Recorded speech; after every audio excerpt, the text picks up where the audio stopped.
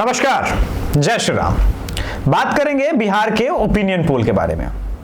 बिहार में 4 महीने के बाद चुनाव है और इस चुनाव के रिजल्ट क्या होंगे, इसको लेकर के सबके मन में सबसे पहला प्रश्न तो यह है कि संभावित मुख्यमंत्री कौन होगा, किसकी सरकार बनेगी और भारतीय जनता पार्टी में मोदी का जादू चलेगा या तेजस्वी यादव का जादू चलेगा या महागठबंधन के हम उस स्वरूप को देख पाएंगे जिसके बारे में बिहार की कई प्रतिशत जनता यह सोचती है कि वो उनके जीवन शैली को बदल सकती है।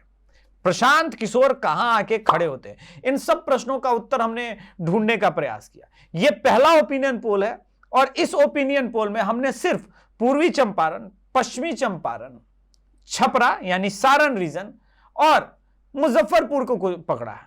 अगले चरण में जब हम आएंगे तो बाकी जगहों से भी रिपोर्टिंग करेंगे और 3 पार्ट में हम ओपिनियन पोल को रखेंगे। इसके बारे में हम बता दें कि बिहार की जनसंख्या के डेमोग्राफी का हमने बखूबी प्रयोग किया। लालू के गढ़ में जाने के बाद भी हमने यह ध्यान रखा कि यादव कितने प्रतिशत हैं और उसी हिसाब से प्रश्न पूछे जाएं और उतने प्रश्नों में यादवों की संख्या को लिया जाए। मुसलमानों के रिप्रेजेंटेशन को हमने उतना ही लिया जितना बिहार के जिले वाइज सिलसिलेवार ढंग से उस पोजीशन पर मुसलमान हैं। इसी प्रकार से हर जातीय समीकरण को हमने भापा। अब कुछ लोग कहेंगे कि आपने हिंदू क्यों नहीं बोला? भाई, बिहार में हर एक जाति की अपनी राजनीति है और उस राजनीति के नब्ज को टटोलने के लिए वहां जाति वाला फैक्टर आ ही जाता है। मैंने एज अ हिंदू पैकेज भी तो यादव माइनस ओबीसी को भी रखा है। इस प्रक्रिया से भी हम गुजरे हैं और इन सब के बारे में हम बात करेंगे आने वाले समय में। तो पहला प्रश्न हमारी टीम ने जनता के बीच जाके पूछा कि बिहार में मुख्यमंत्री के रूप में आप सबसे अधिक किसको देखना चाहते हैं। इस प्रश्न का उत्तर हमारे सामने आया। 36% लोगों ने तेजस्वी यादव के नाम पर मोहर लगाई। उधर नीतीश कुमार के प्रति नोएडा दफ्तर में जितनी एंटी इनकम्बेंसी देखी जाती है, बिहार में हमने वो नहीं पाया। बिहार में अभी भी 29% लोग सीएम कैंडिडेट के रूप में नीतीश कुमार को देखते हैं, लेकिन वहीं पर 8% लोग सम्राट चौधरी को भी, 2% लोग विजय सिन्हा को, लेकिन एक बड़ा चंक 7% चिराग पासवान को भी मुख्यमंत्री के रूप में देखता है। अब बड़ी बात यह है, इस फ्रैक्शन को हम थोड़ा, इस एस्टिमेट को थोड़ा सा बदलें। महागठबंधन में कांग्रेस के भी अदर्स में आप जो है वो 4% के आंकड़े नजर आते हैं, लेकिन इस फ्रैक्शन को जब हम बदलेंगे तो हम ये देखेंगे कि 29% नीतीश कुमार के संदर्भ में है, सम्राट चौधरी के बारे में भी 8% है, चिराग पासवान के बारे में भी 7%। तो अगर ओवरऑल एनडीए के पिक्चर को हम देखते हैं और कांग्रेस के पिक्चर को, तो हम ये पाए कि 10% से ऊपर का अधिक ये गैप है। इसी से हमारा अगला प्रश्न शुरू हुआ, क्या हिंदुओं में ओबीसी माइनस यादव, सवर्णों में वोट किधर जा रहा है और दलितों का वोट किधर जा रहा है? तो देखिए, सबसे पहले इस ओपिनियन पोल में एक चीज जो हमारे पक्ष में आया कि इस वक्त पासवान समाज के निर्विवाद रूप से चिराग पासवान एक नेता बन चुके हैं।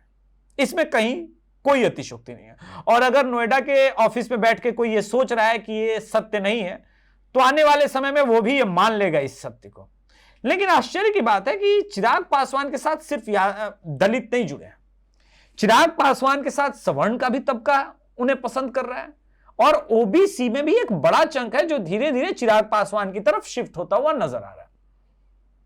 उसी प्रकार से जब हमने यादवों से प्रश्न पूछा कि कितने प्रतिशत यादव मुख्यमंत्री के रूप में तेजस्वी यादव या किसी और को देखना चाहते हैं, तो आउट ऑफ 100% 81% यादवों ने कंसोलिडेट होकर कहा कि वो तेजस्वी यादव को मुख्यमंत्री के रूप में देखना चाहते हैं।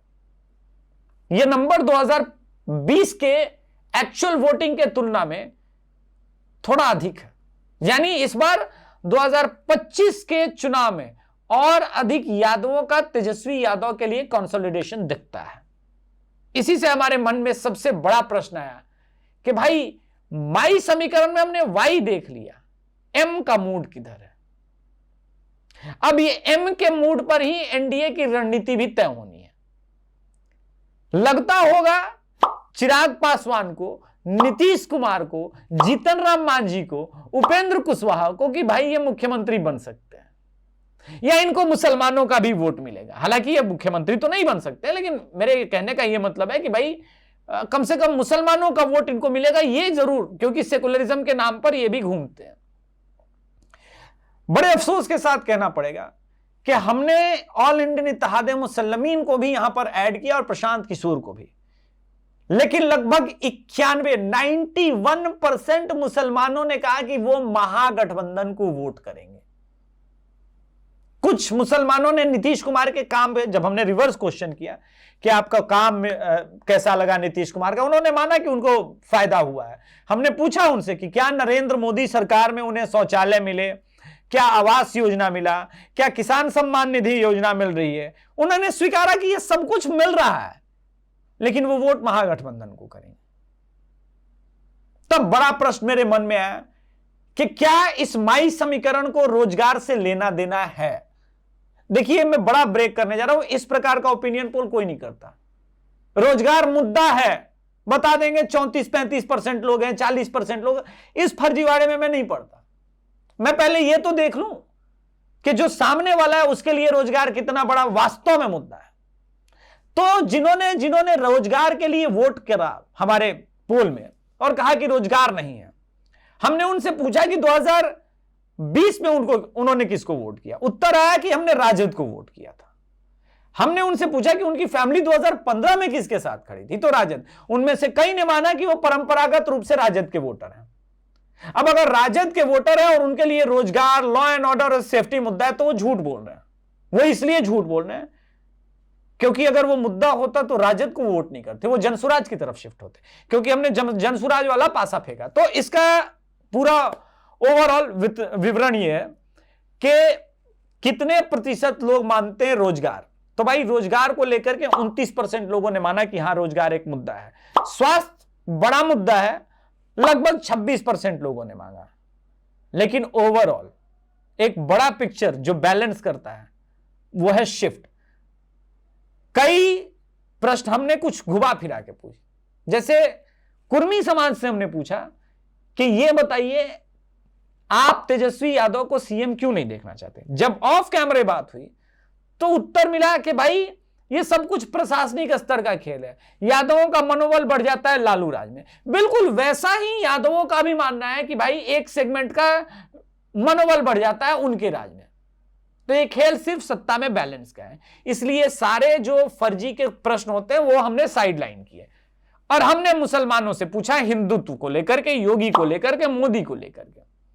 उनका मानना है भाई राम मंदिर उनके साथ अन्याय है, बहुत क्लियर है। हमने पूछा जनसुराज के प्रशांत किशोर ये सब बातें कर रहे हैं, उन्होंने बोला देखा जाएगा, हम अभी महागठबंधन के साथ हैं। कई लोगों ने बोला प्रशांत किशोर बीजेपी की बी टीम है, बीजेपी और एनडीए के कई लोगों ने बोला वो राजद की बी टीम है। तो प्रशांत किशोर के लिए हमने एक नया प्रश्न उठाया, क्या प्रशांत किशोर के मुद्दे जेन्युइन है, और हमने अक्रॉस बिहारियों से पूछा। अब यह आंकड़ा आश्चर्यजनक है, वोट में ट्रांसफर नहीं हो रहा है, लेकिन 78% बिहारियों ने माना कि वो जिन मुद्दों पे वो बात कर रहे हैं वो मुद्दे बहुत जेन्युइन है, मगर इन मुद्दों पे वोट नहीं मिलता। 22 ने सिर्फ वो नहीं माना, यानी एक बड़ा नंबर है जो ये मानता तो है कि प्रशांत किशोर जो बात कह रहे हैं वो ठीक है, लेकिन हम प्रशांत किशोर को वोट नहीं करेंगे क्योंकि मेरे लिए वो मुद्दा नहीं। इसीलिए मैंने उस स्वास्थ्य वाले मुद्दे को, शिक्षा वाले मुद्दे को और रोजगार वाले मुद्दे को ऑनेस्टली बता रहा हूं ठंडे बस्ते में डाल दिया, क्योंकि सीधी सीधी इस हमारे सर्वे में चीजें जो सामने आई कि लोग मानते हैं कि भाई प्रशांत किशोर बात सही कर रहे हैं, लेकिन उस मुद्दे पे वोट नहीं करेंगे। और जब जिस मुद्दे पे वोट नहीं कर रहे हो तो कैमरे के आगे ये कहना कि रोजगार मेरे लिए मुद्दा है, ये दोगलापन है। चलिए अब हम अगले प्रश्न की तरफ बढ़ते हैं। हमने अगला प्रश्न पूछा, क्या नीतीश कुमार के प्रति एंटी इनकम्बेंसी का भाव है। अब ये बड़ा इंटरेस्टिंग है। बिहार के 45% लोगों ने कहा कि नीतीश कुमार से कुछ शिकायत जरूर है लेकिन ऑप्शन नहीं है, and 45% is quite big number, very, मतलब ये अपने आप में बहुत बड़ा नंबर है। हमने उसमें एक ऐड किया कि अगर मोदी जी, चिराग पासवान और इनका साथ मिलता है, ये जो वर्तमान में एनडीए है, क्या ये महागठबंधन से बेटर है? अब ये और आश्चर्यजनक बात है, लगभग 51% लोगों ने कहा कि हां महागठबंधन से एनडीए बेटर है। तो वोट शेयर यहीं फ्लक्चुएट कर रहे थे। तो हमने फाइनल आंकड़ा निकाला कि किस पार्टी को नहीं, किस गठबंधन को कितना वोट शेयर मिल रहा है, क्योंकि कांग्रेस कितने सीट पर लड़ेगी, लोजपा कितने पर लड़ेगी, बीजेपी कितने पर लड़ेगी, जदयू कितने पर लड़ेगी, ये हमारे पास नंबर नहीं है। तो अगर ये हम नोएडा दफ्तर की तरह कैलकुलेट करने चले कि किसके पास कितना नंबर है, तो झूठ होगा। तो हमने इसको पूरा महागठबंधन वर्सेस एनडीए कर दिया। And here is the breaking, 48% लोगों का मानना है कि वो एनडीए के साथ जाएंगे। ऑल इंडियन इत्तेहाद मुसल्लमीन लगभग 1.5% पर अभी भी खड़ी है सीमांचल में। ये बहुत बड़ा नंबर है। यूथ मुस्लिमों में ऑल इंडियन इत्तेहाद मुसल्लमीन बहुत तेजी से पॉपुलर हो रही है, स्पेशली सिवान एरिया में भी, जहां पर हिना शहाब, शहाबुद्दीन, इनका एक वर्चस्व रहा है, वहां भी ऑल इंडियन इत्तेहाद मुसल्लमीन है। अब अगला प्रश्न आपके मन में आएगा कि भाई राजद और महागठबंधन का क्या? महागठबंधन 38% पर है, और अगर ये ब्रेकडाउन हम सीट में करें तो ये नंबर अपने आप में चौंकाने वाले आते हैं। मगर उससे पहले मेरे मन में एक और प्रश्न था कि भाई महागठबंधन कमाई, दवाई, पढ़ाई, जो वो टैगलाइन यूज कर रहे हैं, वर्सेस जंगल राज, क्या अभी भी मैटर करता है? तो यूथ में यह मैटर नहीं करता। जो यूथ का रिप्रेजेंटेशन है 100%, उसको अगर देखें तो यूथ 2 दशक 3 दशक बीत चुके हैं। तो 35% लोगों ने कहा कि जंगल राज एक मुद्दा है, मगर 65 लोगों ने, और हमने बिल्कुल स्पेसिफिक हां या ना वाला किया था, 65% लोगों ने कहा जंगल राज मुद्दा नहीं है। लेकिन 40+ जो 40 साल से ऊपर के आयु के लोग हैं, जब हमने उनसे यह पूछा कि जंगल राज एक मुद्दा है, तब वो नंबर बढ़ के हो जाता है लगभग 48%, यानी 48% लोगों ने कहा कि यहां उनके लिए जंगल राज मुद्दा है। अब अगर आप यही देखें तो vote share, anti incumbency, Nitish की पॉपुलैरिटी यही 45 से 51% के बीच में घूम रही थी। इसीलिए हमने +5% का गैप रखा है, चूंकि यह पहला ओपिनियन पोल है। इसको सीटों में जब हम कन्वर्ट करते हैं तो बिल्कुल लोकसभा के आसपास का ब्रेकडाउन निकलता है। एनडीए 165 -5% का गैप हो सकता है, अभी हमने थोड़ा ज्यादा रखा है, तो इसको 165 के जगह हमने 160-170 किया, और महागठबंधन यहां शिफ्ट होती है 80 से 90 के बीच में। और जनसुराज के पास वोट शेयर जरूर 4 से 5% तक मिलता हुआ नजर आ रहा है, लेकिन आई एम सॉरी, सीटों में जनसुराज अभी भी कन्वर्ट होती हुई नहीं दिख रही है। आने वाले शायद रैलियों में या फिर आने वाले सभाओं में वो परसेंटेज अप हो जाए, वो अलग बात है, लेकिन अभी कम से कम वो होता हुआ नहीं दिख रहा है। तो ये पहला ओपिनियन पोल था। आप अपना फीडबैक, आप अपना कमेंट यहां पर लीव कर सकते हैं। ये बिल्कुल अनबायस्ड ओपिनियन पोल है, इसमें राजद बीजेपी से मेरा कोई लेना देना नहीं है, और ना मैं राजद बीजेपी आईटी सेल से हूं। लेकिन आने वाले समय में राजद और बीजेपी, महागठबंधन, जदयू, इनका परफॉर्मेंस कैसा रहता है, इन सब में एक बहुत बड़ा पेज था। अब आपने सोचा होगा कि भाई ये कंक्लूजन करने का तरीका क्या है। हमने राजद के वोटर से एक महत्वपूर्ण प्रश्न पूछा, क्या कांग्रेस उनके लिए बोझ है जो माई समीकरण में? तो मुसलमानों को कोई दिक्कत नहीं है, लेकिन बहुत सारे यादवों का मानना है, लगभग 37% यादवों का यह मानना है कि अगर कांग्रेस वहां से चुनाव लड़ती है तो उनको ऑब्जेक्शन होगा, तब वो वोट इधर उधर भी दे सकते हैं क्योंकि नेता बदल जाएंगे। कांग्रेस एंटी हिंदू पार्टी है, यह क्वेश्चन हमने सिर्फ हिंदुओं से पूछा। गेस व्हाट, बिहार के 56% जनता का कहना है कांग्रेस एंटी हिंदू पार्टी है, और यही इस ओपिनियन पोल का कंक्लूजन है, कांग्रेस एंटी हिंदू पार्टी है।